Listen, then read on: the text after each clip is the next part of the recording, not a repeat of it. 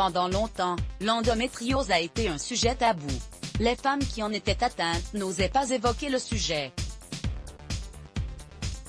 Cette maladie gynécologique, qui entraîne notamment des douleurs pendant les règles, est en plus bien souvent diagnostiquée très tard. Mais aujourd'hui, nombreuses sont les personnalités à avoir donné de la voix, à l'instar de Laetitia Milo, pour la mettre en avant afin d'alerter les femmes et faire avancer les recherches. Le magazine Marie-Claire s'est intéressé au sujet et a donné la parole à plusieurs femmes touchées, parmi lesquelles la fille de Daniela Lombroso. À lire aussi avant de rencontrer son actuel mari Éric Guébali, la présentatrice de 59 ans a vécu une idylle avec un avocat, Jean-Louis Bessy. De leur relation est née Lola Bessy en 1992. La jeune femme de 28 ans est actrice et réalisatrice. Mais ce n'est pas pour ses projets qu'elle s'est exprimée auprès de nos confrères. Marie-Claire a réalisé un bel article intitulé Endométriose, une nouvelle génération monte au front.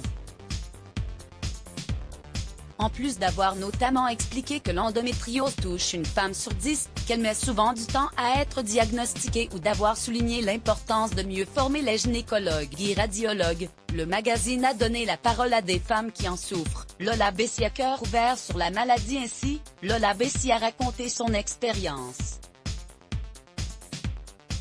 De l'adolescence, j'ai eu des problèmes de dos au point de ne plus dormir, une tension qui se manifeste quand je suis allongée ou assise.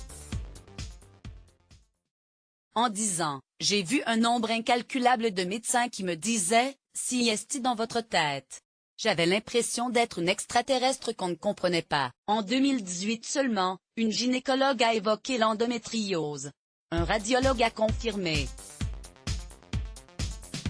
Elle est localisée dans le cul-de-sac de Douglas et sur les ligaments utérosacrés. Cela soulage de le savoir mais cela ne guérit pas.